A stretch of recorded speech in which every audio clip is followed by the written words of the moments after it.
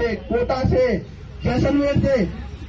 मैं ये कह रहा हूँ कि एक बार तालियां बजाकर स्वागत करें हितेंद्र भाई का। ये मुझे रेगुलर संपर्क में रहते हैं और जब भी जरूरत पड़ती है आते हैं और कहते हैं जैसे भी कहोगे। ये तो क्या है, बाटी वाले लोग हैं, वो लाटे लोग हैं, लाठा रहा करे, मजबूत रहा करे।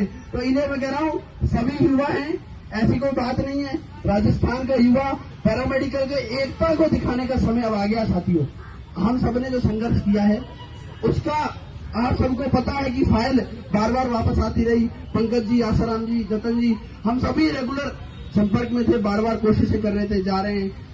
झूठे आश्वासन गहलोत सरकार में हमें मिले, इस सरकार में हमें मिले, जेलों में गए, लाठियां खाई, लेकिन साथियों आज भी एक जाजम पर आप सबके साथ मजबूती के साथ खड़े हैं। यही हमारी पैरामेडिकल की एकता है। और साथियों मैं कहना चाह रहा हूं, जब तक ये मुट्ठी बंद है ना, किसी में ताकत नहीं है कि हमारे हकों को हमें नहीं दे सके।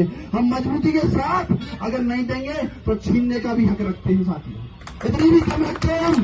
क्योंकि ये राजस्थान का युवा है, ये बेरोजगार युवा है पैरामेडिकल का। साथियों जरूरत पड़ेगी, मैं पहले भी आपसे कह चुका हूं, डरने की जरूरत नहीं है। पुलिस के साथी है, ये कोई हमें मारने प्रताड़ने के लिए नहीं है, ये अपनी ड्यूटी कर रहे हैं। कल आप जब प्रशासनिक सेवा में जाओगे आप सभी भी अपनी ड्यूटी करोगे। डंके की चोट पर हम अपनी बातों को रखेंगे।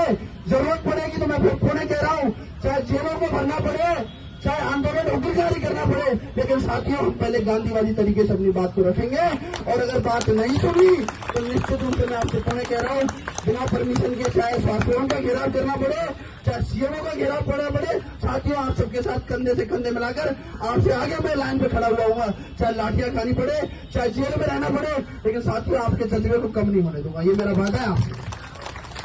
आज अभी बहुत सारे साथी अभी रास्ते में, क्योंकि परमिशन 12 बजे से थी,